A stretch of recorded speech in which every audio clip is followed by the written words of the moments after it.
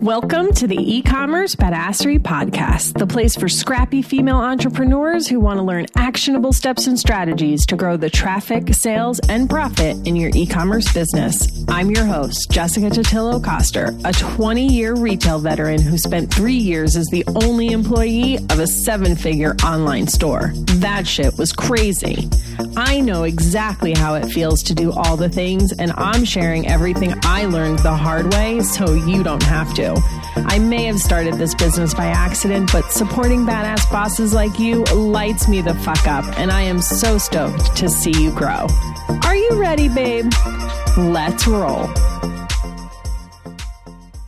Welcome back to the eCommerce Badassery podcast. This is episode 5, and today we're talking about how to increase conversion on your website. So I polled you on Instagram and asked in the Facebook group, and this is what you wanted to hear about. So I'm recording this episode. Ask and you shall receive, my friends. Before we get deep into how to actually increase your conversion, we have to know where you're starting and what your current conversion rate is today. What I've learned is that many of you are converting way better than you think because the average conversion rate is so much lower than you think. So, if you didn't already know, the average conversion rate of an e-commerce website is only 1 to 3%. So, if you fall anywhere in this range, that means you're doing all right. Keep in mind, conversion will likely be higher on desktop than mobile, even though you have more mobile traffic. But today, we're just really going to focus on the overall number. When you start digging into devices and things like that, that's a whole nother podcast episode. Even if you fall in that range, if you're in that 1 to 3% today, keep listening because I'm sure you will hear some stuff that maybe you don't have on your website or minor little tweaks you can make that you should be able to bump that up even a little bit more. The other thing that I want to talk about is where you're getting your data from. So Shopify and, all the e-commerce platforms will have their own built-in analytics. And when you're just starting out, I'm sure that's where you're looking, and that's fine. But if you don't already have Google Analytics installed, you want to get that installed right away. Here's the deal. Even if you don't plan on looking at it and you don't understand what it means and it's overwhelming and all of that stuff, believe me, I get it. Install it anyway, so it is at least collecting data. So when you are ready to tackle Google Analytics, the data is already there because it won't collect it if it's not installed and it can't go retroactive. So it should really be one of the first things you do when you launch your site. If you are a 6-figure business, you hands down need to be using Google Analytics, period, end of story. You just do. You can drill down so much deeper in GA than what your platform is natively going to give you. So when you start getting really smart about the business decisions you're making and tweaking the experience based on the channel they came in from and the page they landed on and all that kind of stuff, you're going to need Google Analytics to be able to do this. So moral of the story is get it installed even if you don't plan on looking at it. Okay, so let's jump into the things that you can do to increase your conversion rate. And I'm going to start on your product pages because that is the bread and butter of your website. If you think of your homepage as your store window, your product page is your salesperson. The goal of the product page is to help your customer decide if they want to buy your product. So the most important thing, like literally the most important section of your product page are your images.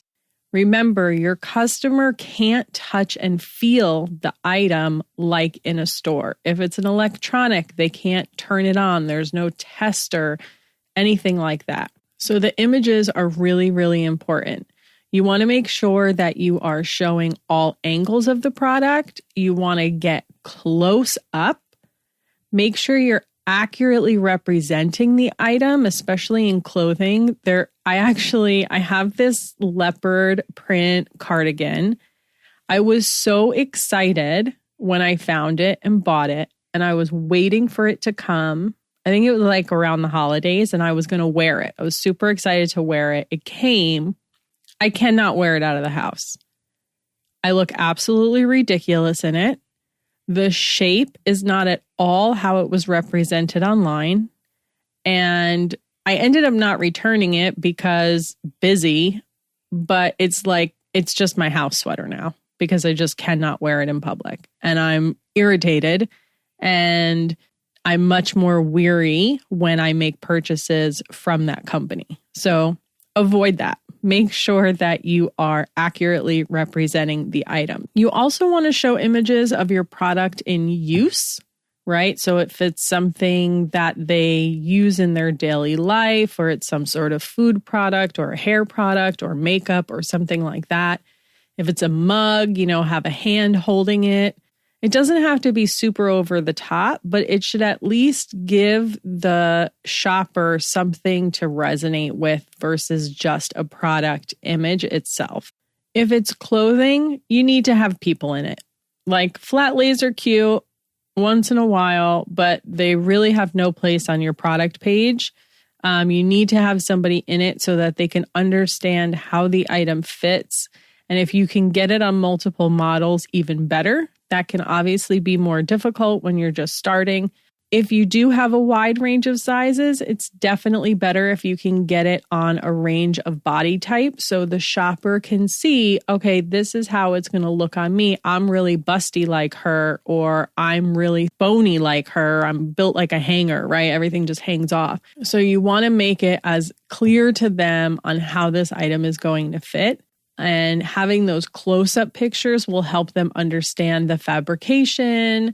Having it on a model helps them understand how it lays. Like all of these things are important. Think about how it relates to your specific product. I'm going to probably talk a lot about clothing here just because it's something we can all relate to and understand.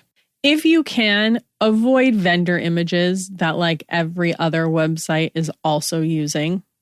I know that this can be difficult. I know when you're just getting started out that investing in product images can seem scary.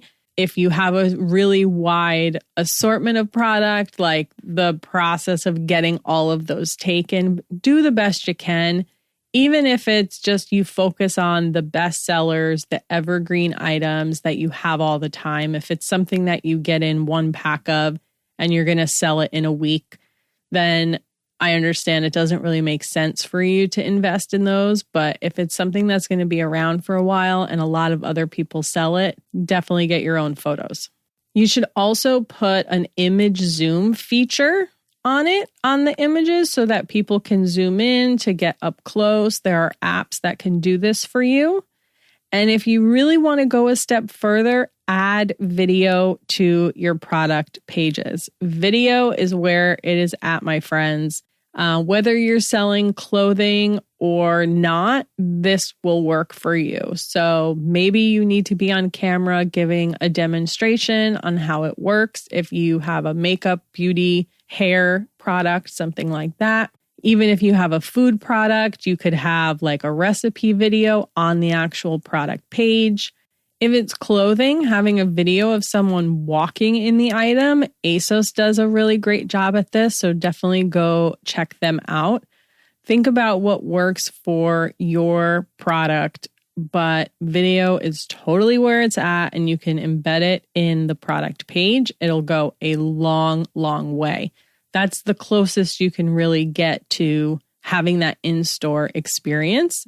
And if you're not totally sure what that should look like, go watch the home shopping networks for inspiration. Like they've been doing that a long time and they are selling stuff to people who are just seeing it on TV and they're, calling in their order. So they're talking about the fabric of the item. They're putting it on. How does it feel to the touch? How does it look with other stuff so you can see how to work it into your wardrobe? Think about all the demonstrations that are done with products on shows like that. How can you put that experience on your website too? How can you recreate the experience of shopping in person onto your website? That's what you want to try and do. And the easiest way to do that is through imagery and video.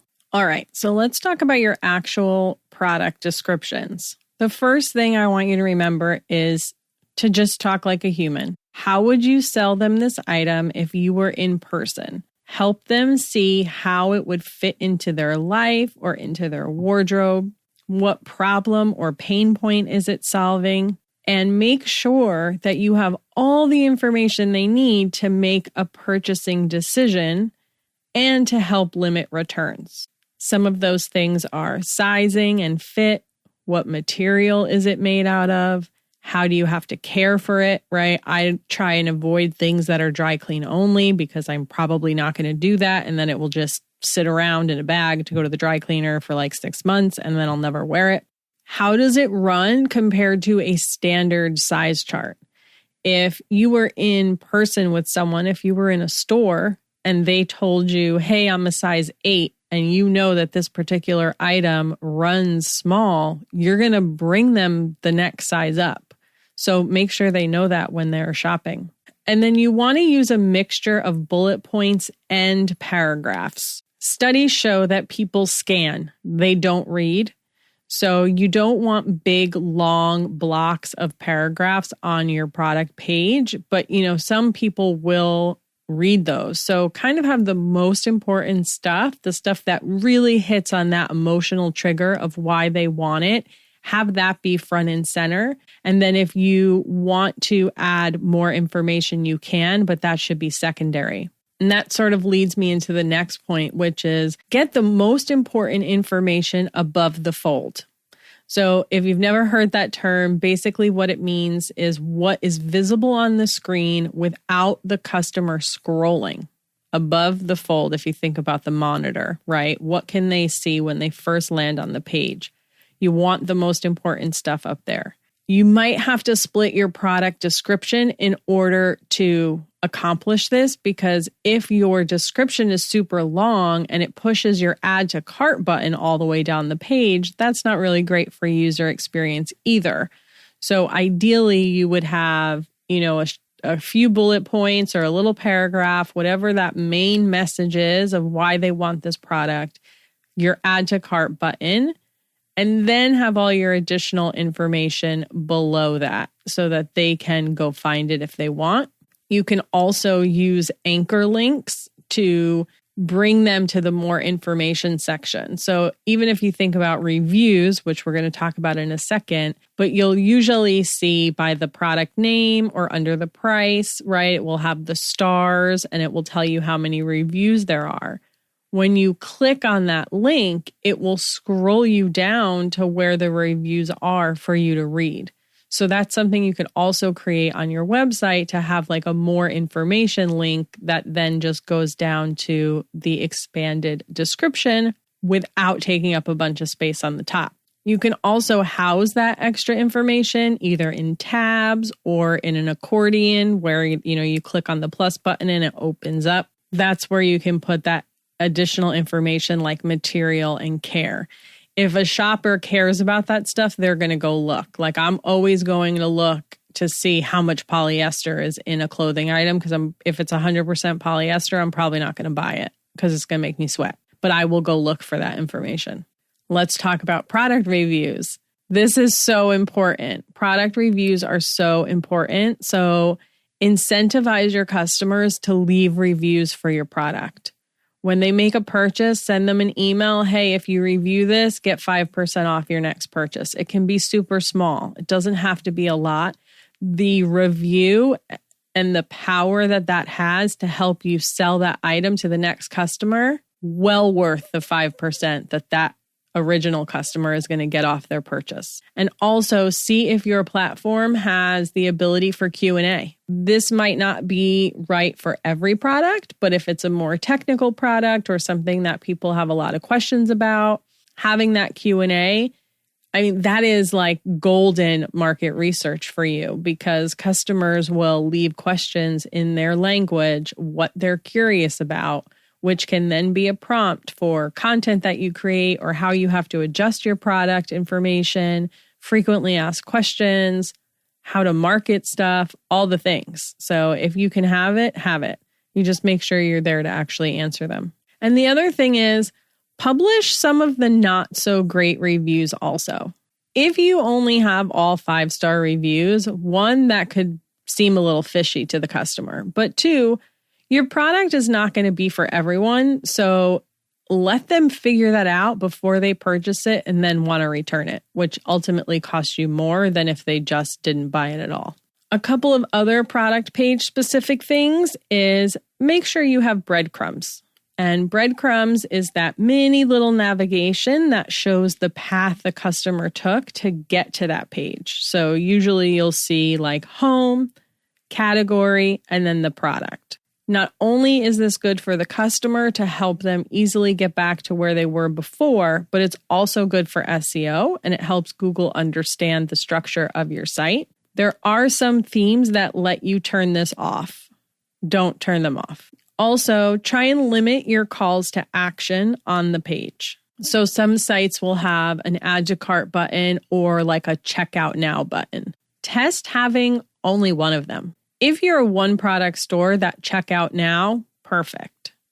If you have a wide assortment of product, it might be best to just stick to the add to cart button, but you won't really know until you test it. So I would test each of them and kind of see what happens. The other thing is keep it clean and organized. Make sure you have some white space so the eye has a place to rest, right?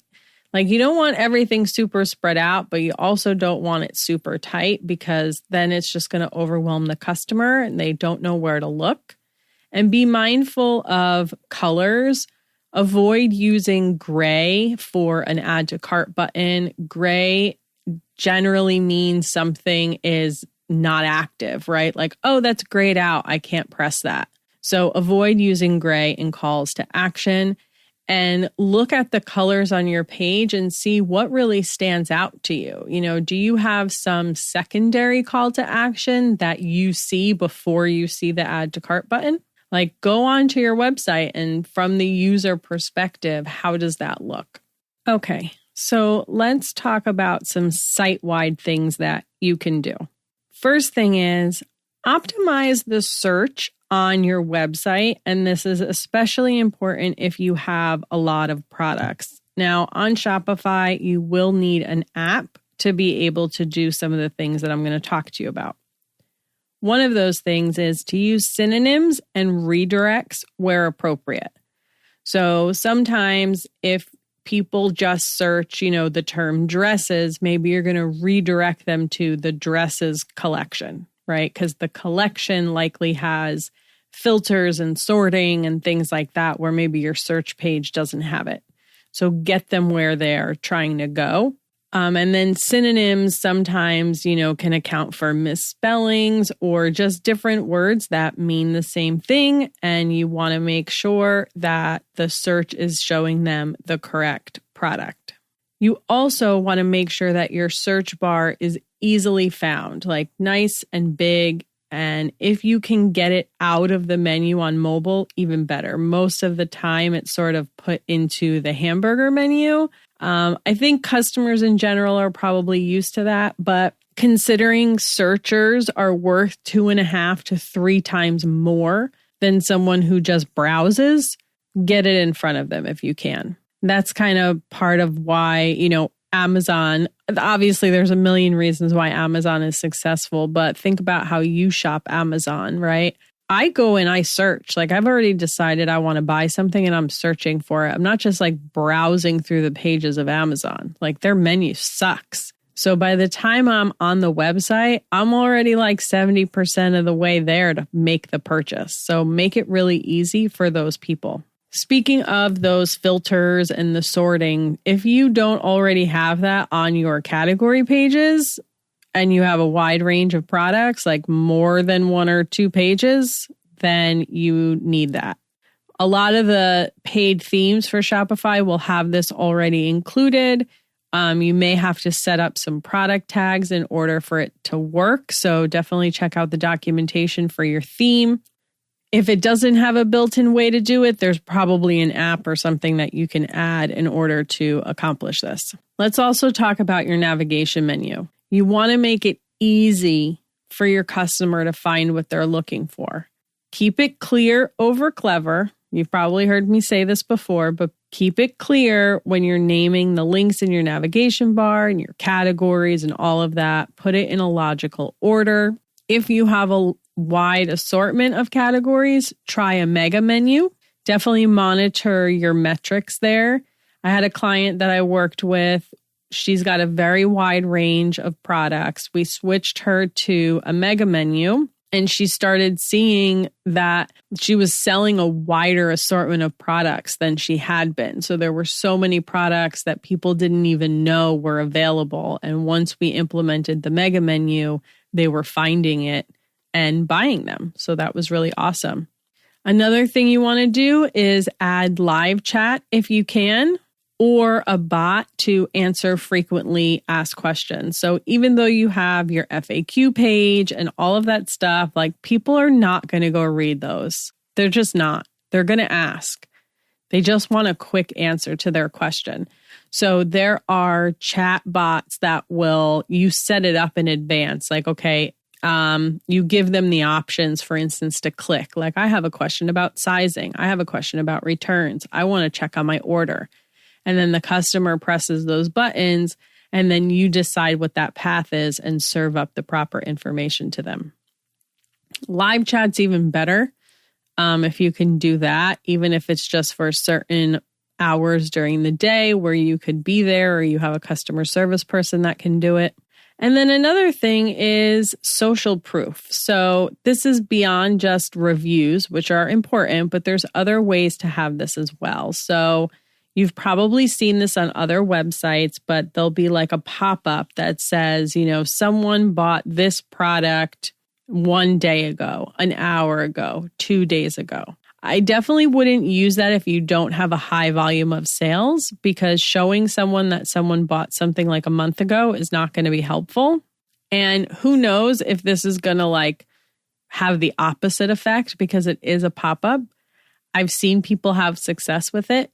It's something that put it in there, let it run for 14, 21, 30 days, depending upon how much traffic you get, and see what happens. You can easily remove it, but it's basically just showing hey, there's stuff happening on this website. People are buying this stuff. These are the products that they're liking. And it's someone other than you, the person trying to make money, telling them and validating that you're a good website to shop with. You might also, if you have limited quantities of items, you can put hey, there's only 10 of these left, or these are going quick. How many other people are maybe looking at a particular item? Also, how many people have this in their cart? If you've ever shopped on Etsy, you've probably seen this. I think they use the cart one, 30 people also have this in their cart. Whatever you can do to just show that other people are validating you and that you are worthy to shop with. That's kind of the goal of all that stuff. Another small thing, I don't know that anybody is really doing this anymore, but make sure people can check out without creating an account. People don't want to add a password and all of that crap that they're probably never going to remember. Don't force them to do that. The platforms that you're using, if they're using the same email address when they place orders, is automatically going to group all of those orders together. So whenever they do decide to create an account, all that information will be there for them, and you'll still be able to see that they are a repeat customer. They don't need an account for that, so don't make them do it.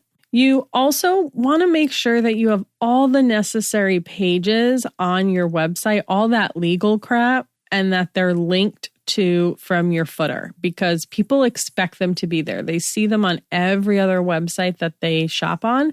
And if you don't have them, it definitely makes you question whether or not you're legit and can be trusted. So this is especially important if you are just starting out and you're just putting your website up, put that stuff up. So this will be your privacy policy, your terms and conditions, a returns and exchanges page, shipping policies, whatever it is. All of that policy stuff, make sure you have it and it's linked to from the footer.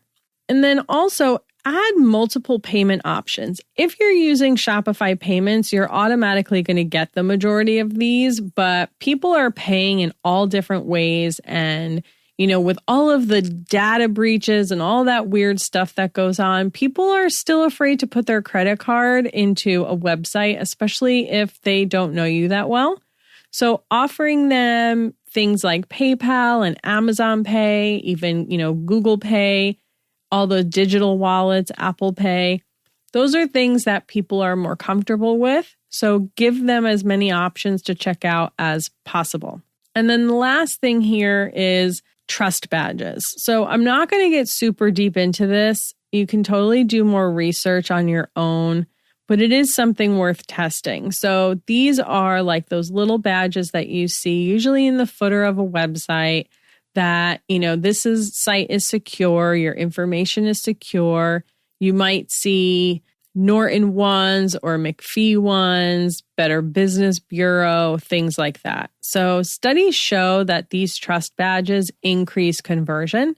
Personally, I've used them and also seen no increase. And some of them you have to pay for in order to have that. So it's worth testing out, especially as you're growing. And if you are a higher volume store, test it out, put it up there, see if it works. While you're testing that, try not to make any other changes. Otherwise, you won't know if it's related to that or not.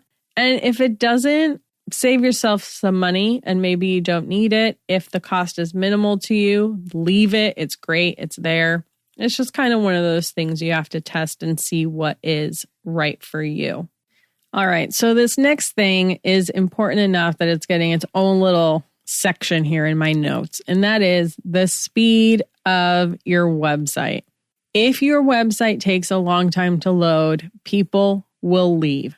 And the biggest culprit to this is usually images that are not optimized before you upload them. So I even had someone who had DM'd me on Instagram. This was a while ago, and she was struggling to make sales on her website. So I went to her site, just check it out, see what she had going on. And it was so slow, like painfully slow. So I told her about this tool to optimize her images, which she did. And it was like the next day or 2 days later, she DM'd me to say, I made a sale on my website. So I certainly can't take credit for all of that, but I'm 99% sure that the speed helped. So you want to optimize them before you upload them. If you are saving your images from Photoshop, save them as progressive JPEGs. And then you can use a tool like Kraken.io. The link will be in the show notes. If you are on a Mac, you can use Mac Optim. The Kraken is web-based, so you can use that from wherever.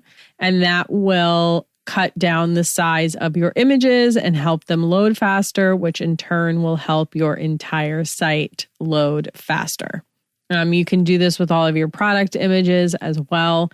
There's so much, technical stuff that we can talk about in terms of speed and all of that, but really focus on your images and you should be good to go. A couple of other just tiny, quick wins, things to keep in mind, things that you can do to make it easier for the customer, because that's ultimately your goal.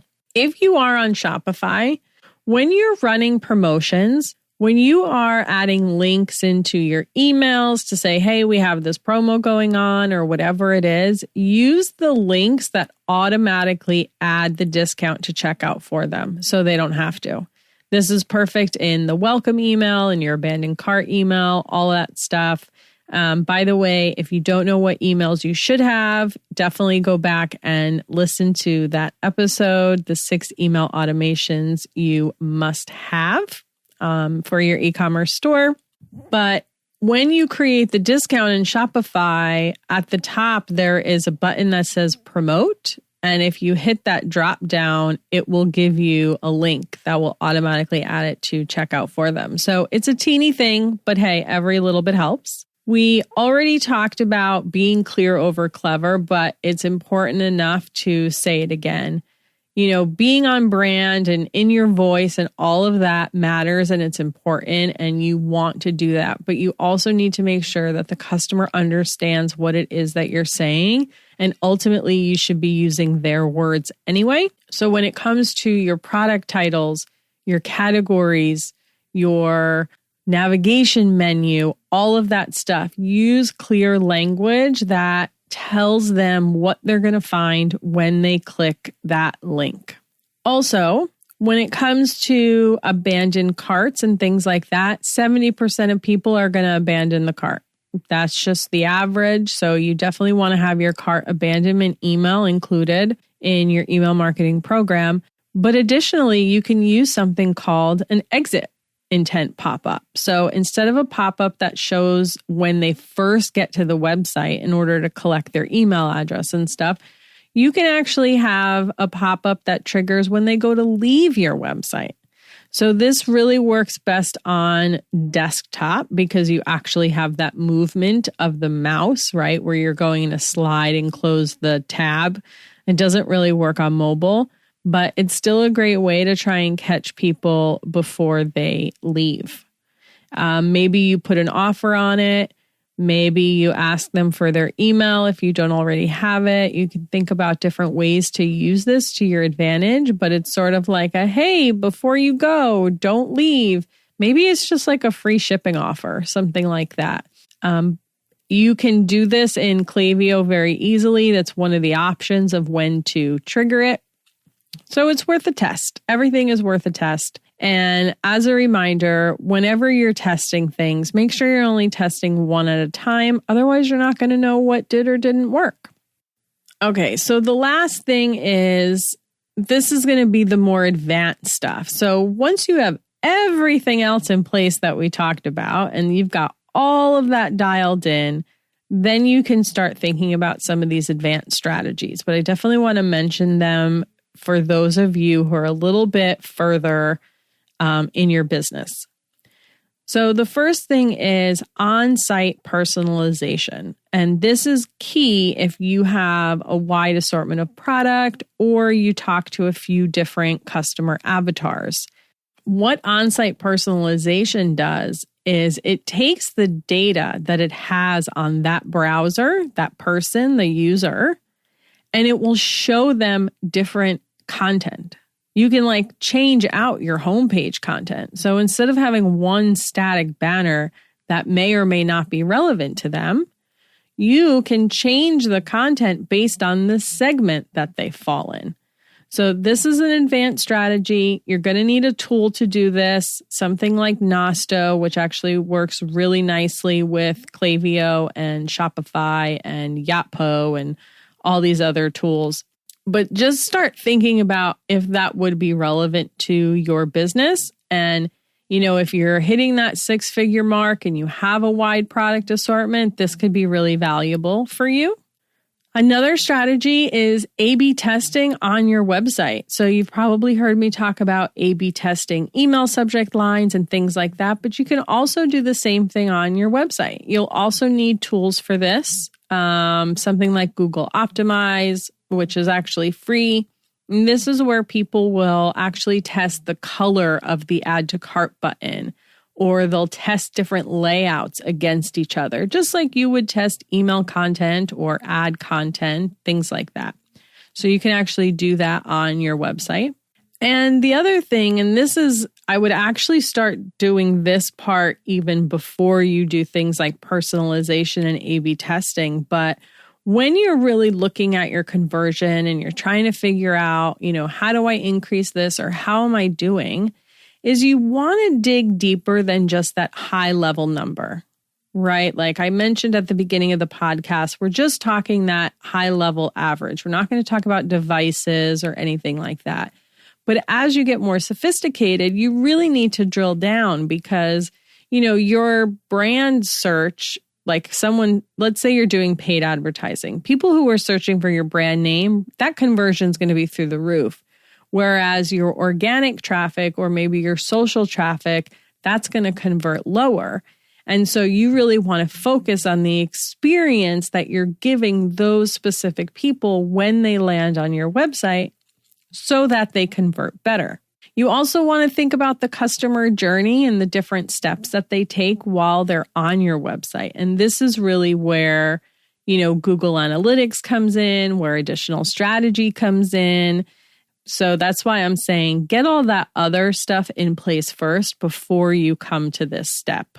That is really, it's a whole nother podcast episode, and it's going to be so specific to every user. If it's a place where you think you're at and something you're ready for, definitely reach out. We can book a one-on-one strategy session and kind of talk through your specific business. But I just want to sort of plant those seeds for you so you know where you're going and what's really possible and how granular you can get in an e-commerce store. It's really kind of amazing. Okay, so this was another episode full of so many things. I know it's a lot. Don't worry, I got you. There's a guide, a checklist, a downloadable for you. Link will be in the show notes, or you can go to ecommercebadassery.com/05 to get yours. And before I leave you today, I just want to remind you that your goal as an e-commerce CEO is to create an experience that gets your customer from one step of the buying process to the next. If you leave them out there to fend for themselves, you're going to have a hard time converting them. So keep that in mind when you're going through this list of everything that we talked about today and you're walking through your website and seeing what tweaks you can make and where you can improve. Think about your customer and how you get them from point A to point B. And lastly, when you are testing things, only test one at a time. Otherwise, you won't know what's working. That's everything I have for you today. Thank you so much for hanging out. I hope you have a wonderful day, and I will see you on the flip side. Thank you so much for listening to today's episode. If you like what you heard, I'd be so grateful if you'd leave a review on Apple Podcasts, and don't forget to subscribe so you never miss an episode. And if you're looking to surround yourself with more product entrepreneurs who totally get your life right now, get your booty on over to the eCommerce Badassery Facebook group. Can't wait to see you there. Until next time, e-commerce friends, stay badass.